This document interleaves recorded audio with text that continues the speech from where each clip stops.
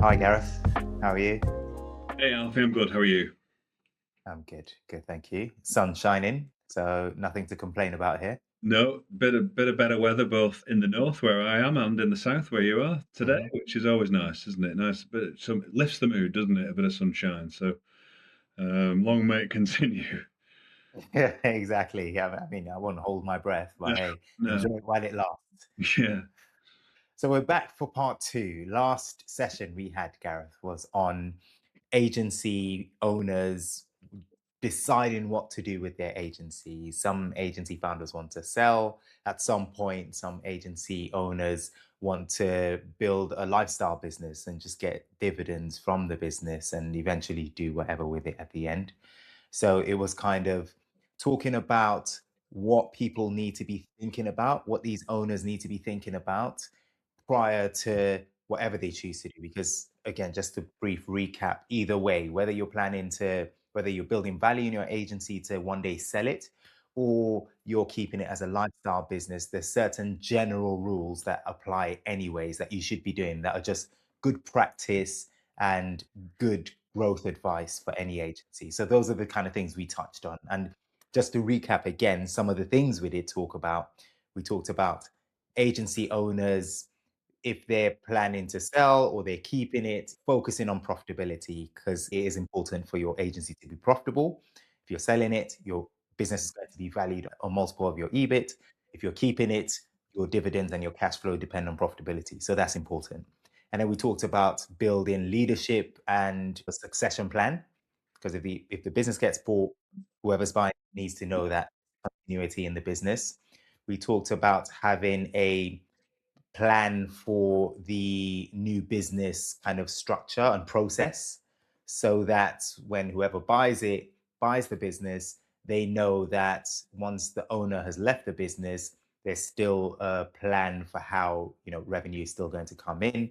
We talked about the client structure, so not having one client be more than your profit percentage in the business, because that, of course, causes risk in the business.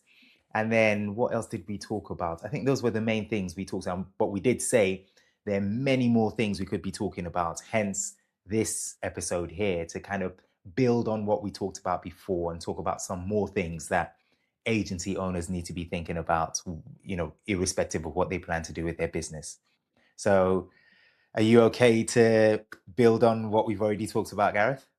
yes, of course. I had a think and got some other thoughts for this Brilliant. follow up. Yeah, Cool. Okay. So, should I kick it off? Again, I think last one we started off, we talked about profitability as a starter, because, of course, naturally, I will always talk about commercial finance stuff.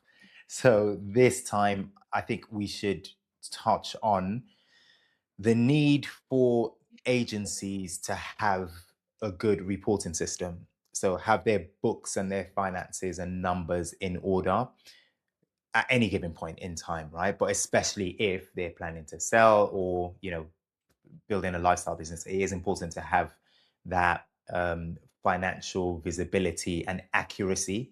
Because I'm thinking someone comes in to buy the agency, first thing they'll ask about is, what are the numbers? Can we see the numbers or see something around the numbers, right? To prove that what you're saying is correct. And if the books aren't accurate or the tracking isn't being done properly, then you're going to have issues. It's going to either cause the whole thing to fall apart, or it might take longer than it needs to because you then need to go back and revise everything and get everything up to scratch. So having that process, that financial reporting structure in place and good, accurate, dependable reports is very important. What's your take? my take is I had that on my list as well, but you've just stolen it from. I knew you'd get that one. That's obviously your area, but I think that no, that absolutely, yeah, to 100%. You got to get that financial management reporting. Always important for. I think the last, or should I say, the last episode we did on with some of the things you mentioned.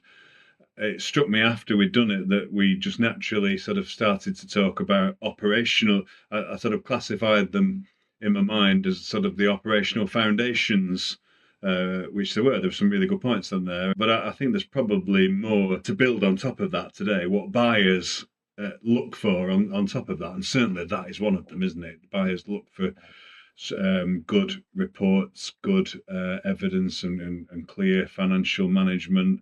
The due diligence process, it demands or should demand that. And if a business has been well, an agency has been well run and has all that in place, as you've said, then that's a good signal to a buyer, isn't it? Yeah, Good absolutely. practice So anyway. there was something. Yeah, Is it? exactly. Good practice, irrespective, like regardless. Yeah, absolutely. You did touch on something last time that you didn't get a chance to go into just because, we talked about so many things, and it was positioning. Yes. You just started to talk about positioning, and so I think that's a good one to kind of go deeper into. How does positioning help the process of, actually phrase it this way, how does positioning increase the value of the agency? Yeah, totally. No, that's another one on my list for today, and I think important for buyers. I think buyers favour agencies that are clearly um, positioned or known for something specific. That might be a focus on a particular customer sector or segment or type. It could be a specialism in its service offering, or its experience or and demonstrable knowledge and expertise in a particular platform or methodology. So it could be a combination of all those things, but a positioning which is not a generic.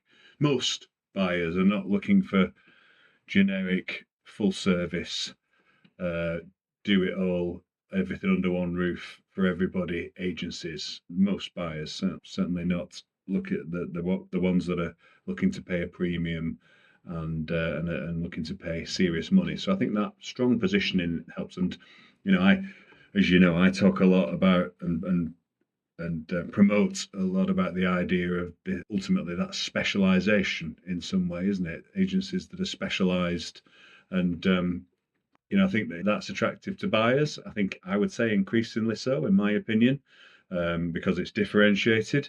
It's got to be the right positioning for the buyer, prospective buyer, of course. It's got to be a positioning that the buyer either can bring into their business because they're positioned in that space, or is complementary to where they are, so a complementary set of skills or complementary markets. So of course you've got to have that sort of synergy, if you like. But nevertheless, I think you stand a far better chance of creating that synergy if you have a specialism and a good positioning of your agency so that the buyers can see that, see what you stand for, see who you work with, see what you do, and judge whether that is right for them. But as we've said on almost in every one of these, I would say that strong positioning is a good thing to have now and going forward, and arguably, you know, not just a good thing, but something that's absolutely imperative, whether you're looking to sell or not. That's a good secret to success and to scale and grow an agency if you have that, if you're better positioned, of course. So yeah, totally get that one. Yeah. So, you talking about that, I just want to remind listeners we did a whole episode on positioning a while back. I can't remember the episode number. So people can go back, and if they want to understand more about, Gareth goes into more detail about positioning and how to position yourself. And we talk about niching and all sorts of things on there. So, yeah, definitely a good one. Because for me, when you say positioning, my mind instantly goes to differentiation. So if you're positioning yourself in a certain way, what are the things that you do that other people can't do and won't do? And that puts you in a different category to other agencies. And when Yeah, we talk about that, for me, my mind then goes to value, right? Increasing and improving, the value you bring or you can demonstrate to clients. I'm able to solve your problem in this way, therefore I add this value. And with yeah, that comes the ability to improve your pricing. And if you improve your pricing, you improve your profitability. So they're all kind of tied together, right? yeah, The right kind of positioning leads to the opportunity to do all the other things that come with it, which again, a buyer will look at your business and kind of go, okay, great positioning, great pricing strategy, great profitability. it puts you in a different category. So yeah, definitely important. So another one I thought of, but it is more your area, and if you agree with it, maybe you want to build on it, Alfie. I was thinking, what do buyers look for? Buyers, I think they look for recurring or predictable revenue rather than project revenue. I would say that's but of course, there are many advantages of that. But you're nodding and you're smiling, so you agree with it. But it is your bag. I don't know whether it's clearly on your list and you want to build on that one. Exactly. I think we're just working from the same brain. Like, do we have the same list? Because yes, that's on my list, and that's Yeah, the revenue split in the business. So one yeah, key element that a lot of buyers look at and puts agency adds value to the agency is the revenue structure. So if you're talking about a business that has a good balance of retainer clients and retainer projects to fixed fee projects, that helps a lot. Because if you think about an agency that only has projects, clients or project work, it just means that the revenue is hard to predict. So if you could say to someone who's buying your agency, oh look, the forecast for the next year or the next 2 3 years is XYZ, right? But when they look at your forecast, there's nothing in there because you predominantly work on projects, so there's no visibility of the future revenue coming in. And anyone who's buying a business, they're not a charity and you're not a charity case, so they're not just buying it for the sake of it. They want to have continuity. They want to be able to see that once we buy this thing, there's stability, the revenue is going to continue, we can manage the profitability and so on and so forth. So a good kind of balance would be, like okay, let's say the ideal balance would be 60% retainer clients, 40% project work, because that 60% means that you can, for the full year, say to someone, we are going to earn X. And provided the clients don't churn, the clients don't leave, or the projects don't, stop for whatever reason, we can predict that at the bare minimum, this is the revenue we're going to get moving forward. And then the other 40% is the project work. And at any given point, there will be revenue in there. And back to what you talked about in the last bit, where we said have a good new business generating system, they can then look at it and kind of go, okay, you've got 40% in project, 60% in retainer, and you've got a good system. That means that we can track and predict to an extent your new business capabilities. This is a solid business we're willing to invest in and put our money into. But if you've got, you know, um, way more projects than retainers, not to say that, people won't buy the business, but it isn't as attractive as a business that's got a decent amount of retainers versus the project work. So yeah, 100% with mm, you on that, Gareth. yeah. And those businesses, I mean, let's face it, they're often in design, aren't they? In brand identity and brand creation. That's often big project work, of course. Web build as well, I suppose, ultimately.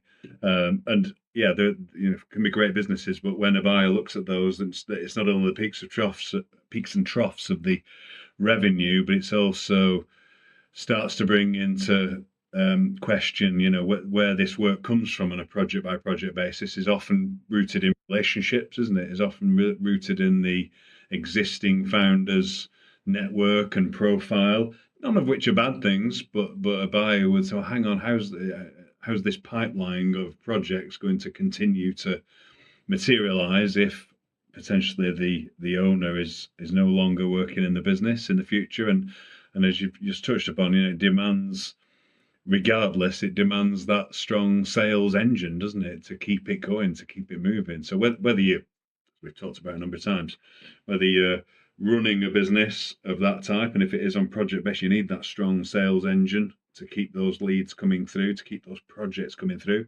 And if you're thinking about selling the business, or you're talking to buyers will want to see your pipeline, your engine, to see whether they can then adopt that engine themselves, and, keep those project leads coming through, to keep fueling the growth of the business. So, yeah, I think that's a fueling the business that they're going to buy. Yeah, true.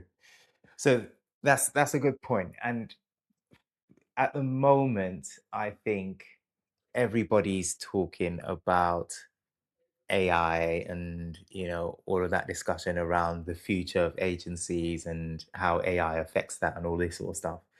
So I'll be the first one to admit AI is not. I'm not the person to go to really go in depth into AI. However, is the ability of an agency to demonstrate that they've got a good handle on AI, both internally and externally? Because, okay, for me, the way I see AI, right, not being that I'm not an expert, is how can you use AI to improve efficiencies in your business? For me, that's the first thing, right? Because just automatically, you're improving the operations of the business, then you're improving profitability because you don't require as much resource as other agencies. And third, and probably most importantly, you're able to compete on a level above other agencies that aren't using AI. And at this point, I'm talking internally, not even externally, as in using Yeah. it for clients. So in my opinion, the use of AI, because I'm a practical person, the use of AI is the internal bit, so improving efficiencies, and then obviously using it to improve the work that you do for clients. And I'm not talking about just, you know, sending out AI generated images and AI generated content and that sort of stuff, but just using it as kind of like a foundation or a base to then build on. For example, there's a client I work with that uses AI for kind of like the early mock-ups of designs, and then they kind of from there build on that, and so that early bit saves them days, right? So what do you think about AI being one of the things that buyers are currently looking for or looking at when they're acquiring an agency? Yeah, of course. I mean, that's a great point, and of course, I agree with that. I'd put that in a little bit of a wider box, actually, in terms of I think buyers have always looked for what I might call defensible capability. So technology, Mhm. data, expertise, IP, intellectual property of any sort. And I think AI now certainly fits into that category. Traditional agencies or agencies in the past, of course, and still are many of them labor heavy businesses. So any agencies that have developed have used technology to improve um, efficiency and process and production, as you've mentioned there, and developed maybe proprietary tools, their own sort of methodologies, um, their own data platform, their own unique sort of frameworks, automation systems.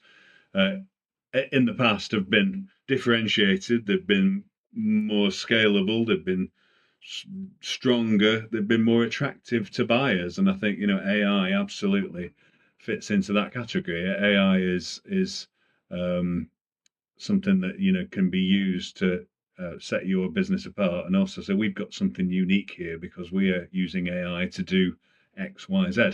And as you say, Alfie, I'm with you. I think the first point of call for AI is in agencies for me is to look at how it can improve our own internal processes. And if you can do that and you can demonstrate to a buyer that's what you're doing, that could be a huge tick in the box and a huge positive for a buyer.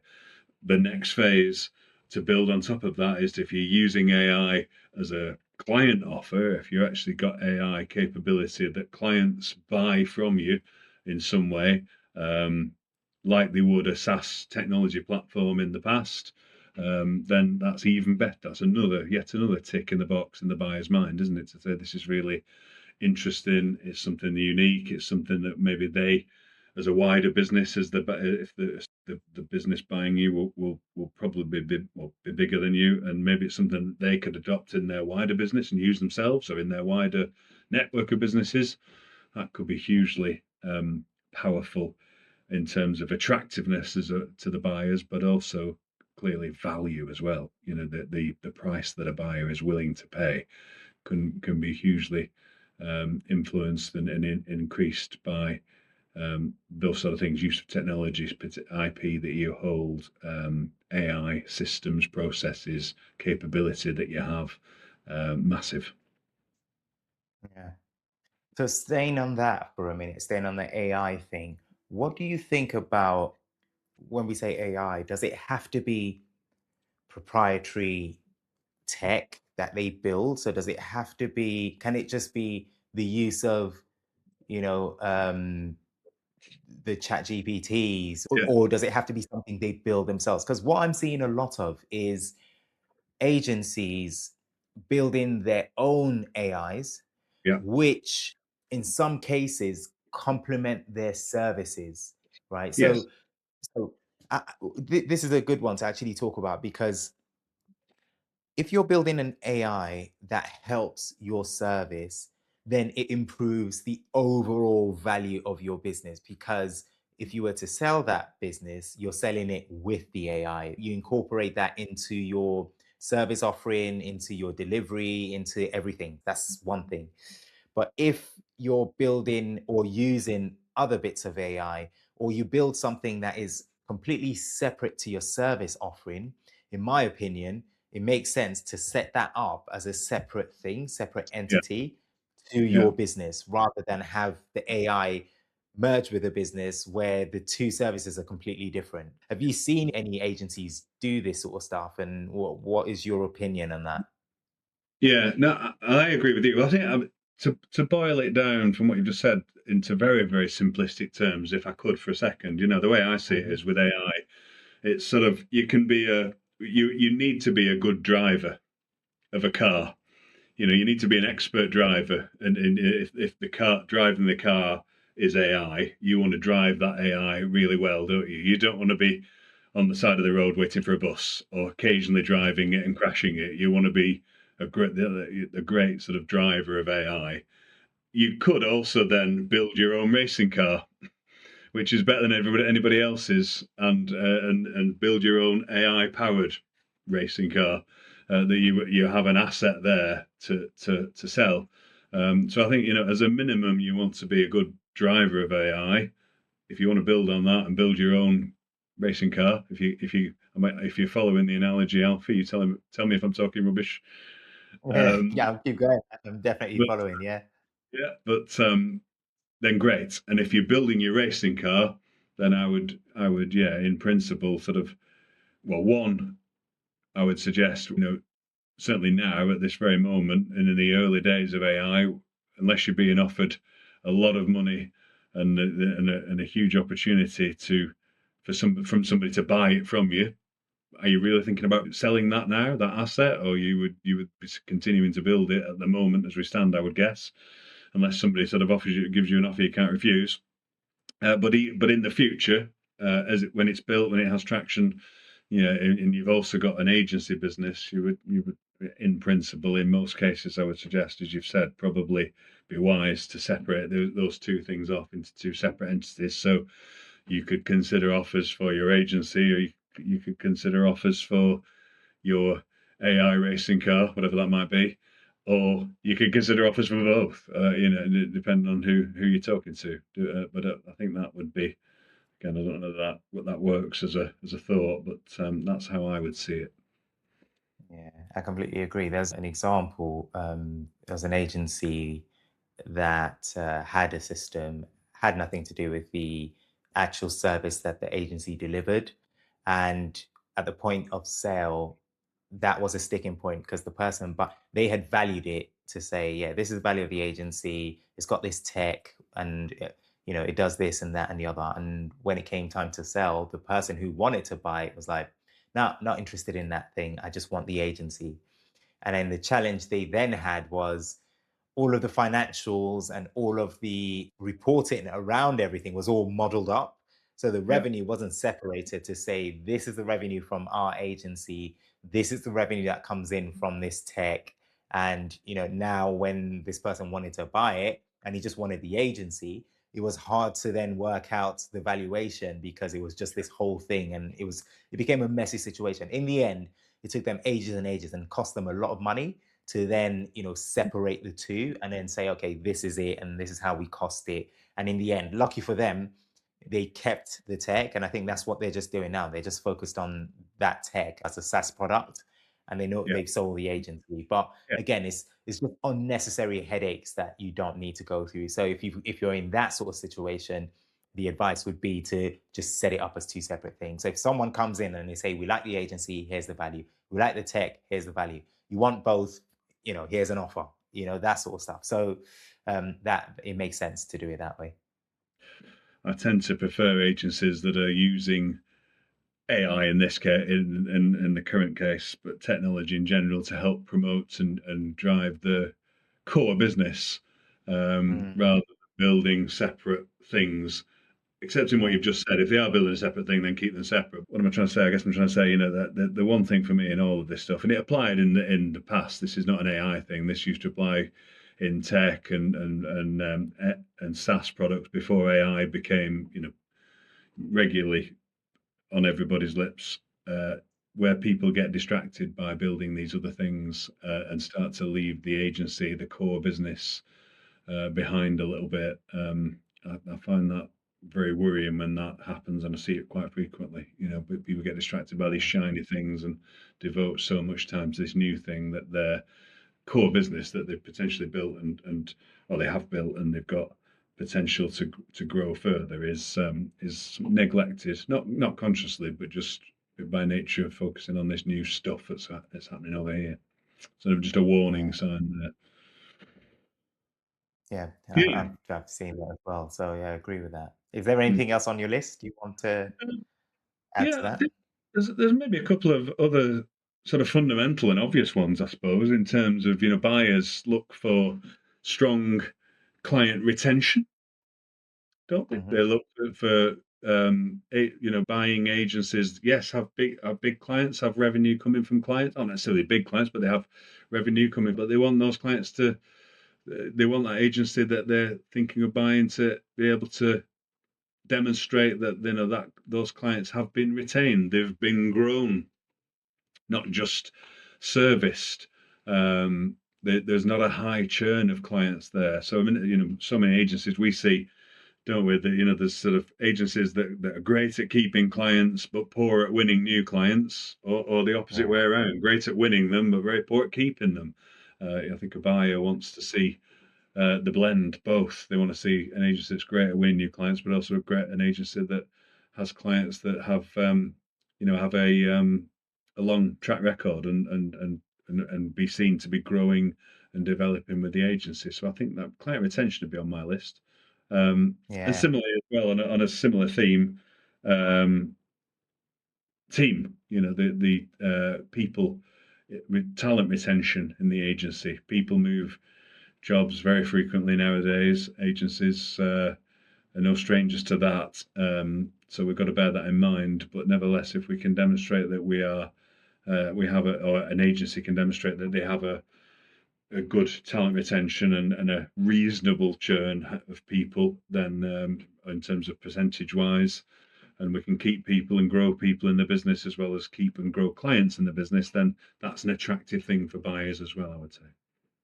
yeah. So I'll come to the people one, but as you were talking there, I thought about, and I think I did have it on my list of when you talk about client retention, so important, right? Because again, continuity, minimum risk, someone who's buying it knows that, these clients are going to be there. But one thing I was thinking about is on that point, having client contracts.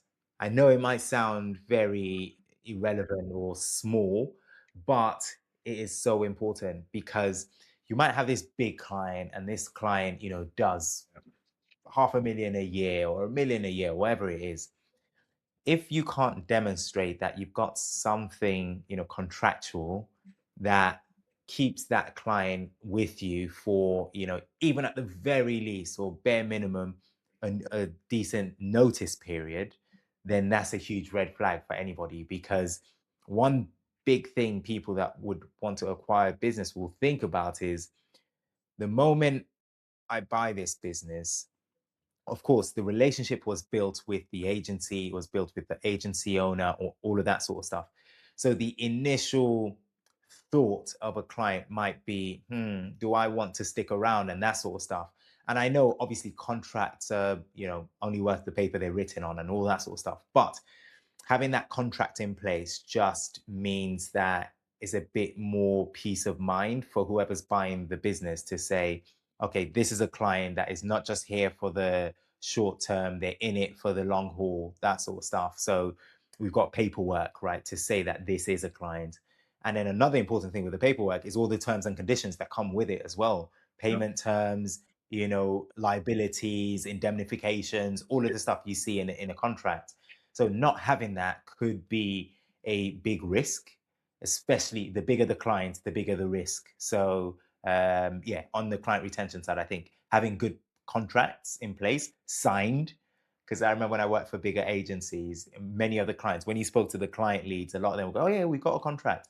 They bring the client up and bring the contract up, and it hasn't been signed. They've Yeah. done all the work. It got sent to the client at one point, and they just forgot to chase for a signature. So I think having that paperwork in place is important.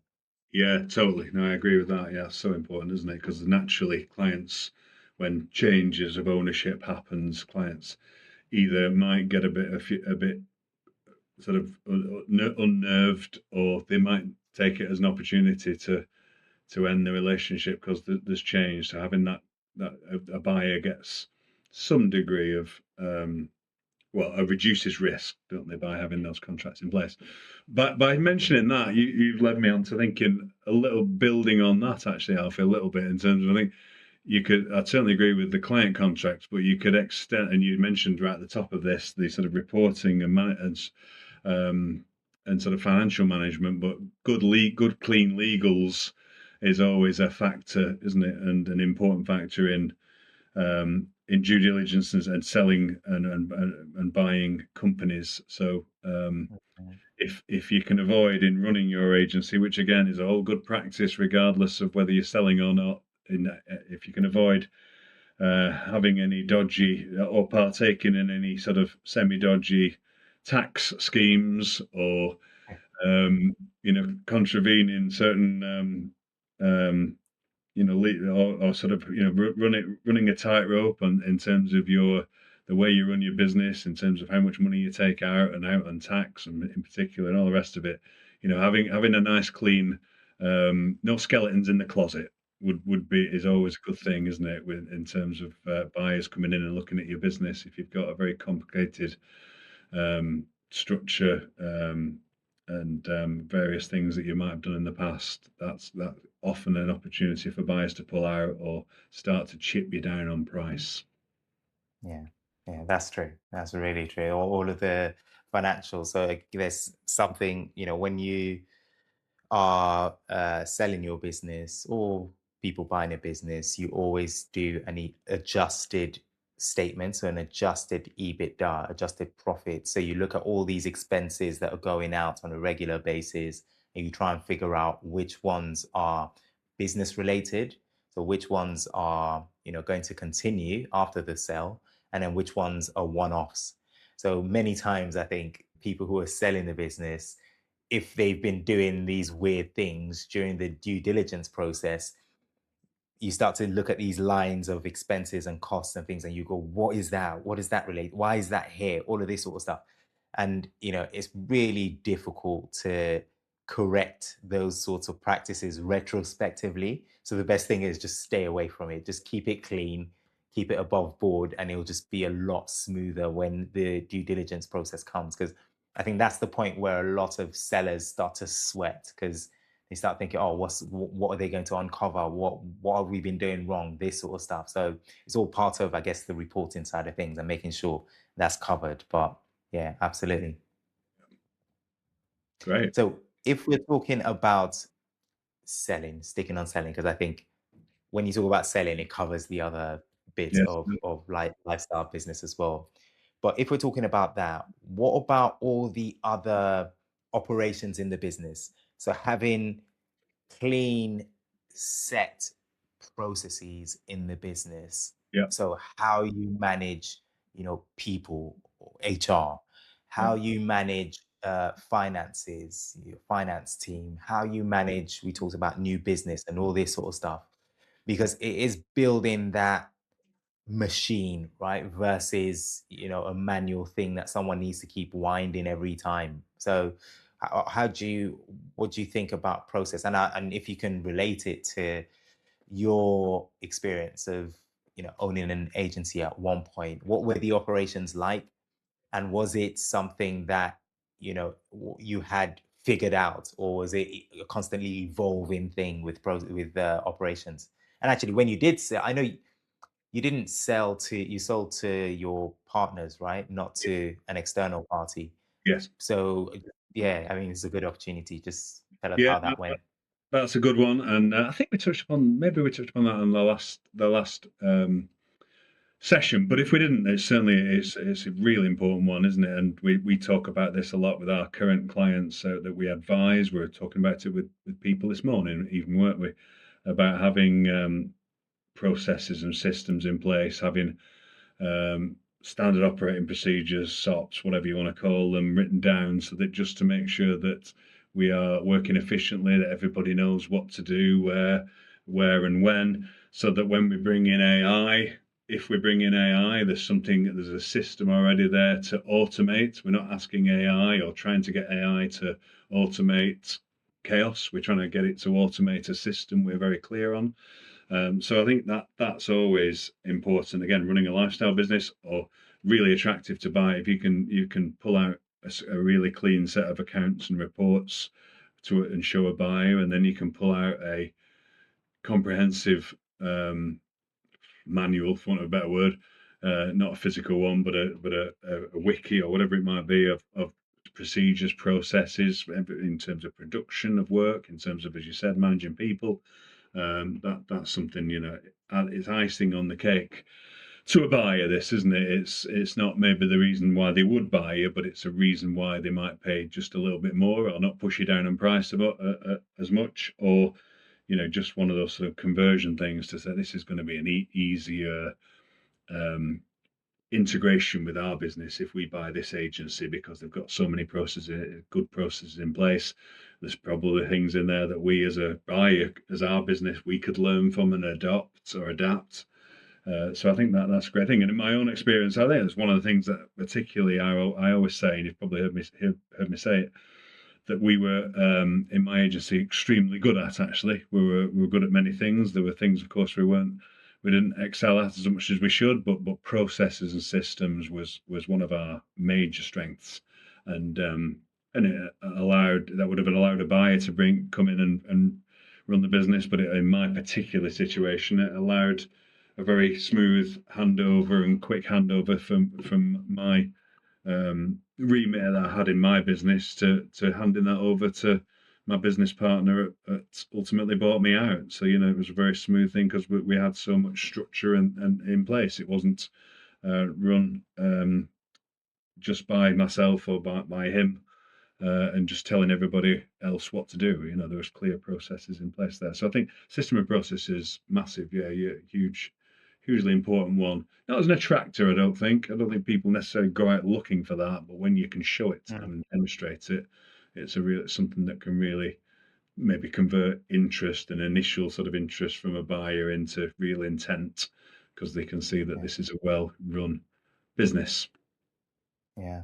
So I think that's probably a good part to finish off on, because when we talk about things that add value to an agency when it comes to sale, there are things that add value, like, the AI we talked about, the profitability. Those are fundamentals. You should have them. You have to have them. But then there are other things like, you just touched on now, the processes and all this sort of stuff that are sort of um, icing on the cake or glazing to make it more attractive. I think about, selling a house. If you're selling a house, things like, um, an extension or a room in the attic and that sort of stuff adds value to the property. So Yeah, it was a 3 bed, you've done an extension in the loft, and now it's a 4 bed. That's going to increase the value of your house. But then there are other things that, you've got a nice patio, or the paint is nice and all of that stuff. It is attractive to the buyer. It may not necessarily increase the value of the property or the price of the property, but it makes it more attractive. It makes buyers look at it and go, okay, yeah, we want this, even though the other one down the road has got all these other things. It doesn't have these things, that sort of stuff. So it's important for owners or people considering selling at some point, or even just keeping it as a lifestyle business, to just understand the difference between the two. And both are equally as important, because if it's not attractive and you've got all the other things, someone else might have all the other things and the bits you don't have, which, of course, they'll go with those people. So just Yeah. worth pointing that out. So No, totally. any final words? I think just to give another example of that, to say, one of the things that maybe buyers aren't looking for in the first instance, but is always a good thing to have, is on to play to what you just said there, is a growth narrative. So if you can give a potential buyer a vision of how they actually, not you, if it is bought, could grow your business, how revenue will continue to grow, where new clients will come from, what markets that you could potentially expand to, how you might scale services and add services into the mix. If you can sort of present a vision for the future and a growth vision or growth narrative to a buyer, then that's something that, again, they may have they will have their own ideas. It will be their business if it is bought, and to do with what they please. But if it can give them some sort of vision of that, then that, again, that doesn't necessarily attract people in, but it converts. It's that new kitchen that they didn't expect in the house, isn't it? That they really like, and when they're looking around, they can say, actually, now we're really keen on buying this business, because they can even show us how maybe we could grow it once the owners of the current owners have moved on, and what their ideas are. So I would add that in. That's really important, because I think we touched on this before, how selling a business usually works. You don't just sell the business and walk away. Yeah, it happens sometimes, Yeah, depending on what the buyers want from the business, from the agency, but usually there's an earnout period. So, 3 to 5 years. In that period, they do require that growth plan from you. And in many cases, the earnout is dependent on, or the deal structure in the earnout is dependent on you hitting certain metrics, certain targets in that growth projection. So if you say, we're forecasting X, that will in many cases be built into your whole, transaction plan. And it means in those 3 years, they'd expect you to deliver on that growth plan. So it is a really important thing to have. Some buyers will actually require it versus a nice to have. So thanks for yeah. pointing that one out. Yeah. A reason perhaps not to over egg that narrative as well. Yeah. Not to go. No, I've introduced the idea, but don't, yeah, don't don't go mad, because they might hold you to it. Yeah, 100%. 100%. Nice. So thank you so much, Gareth, and thanks for sharing your personal experience with this stuff. So I'm sure it helps a lot of people out there who are in this position of thinking about selling or just building their agency as they go along. So appreciate Brilliant. it. A pleasure, Alfie. Always great to speak to you. And yeah, another great session. I think we between these two episodes, we've covered a lot of ground, and raised some really interesting and valuable points.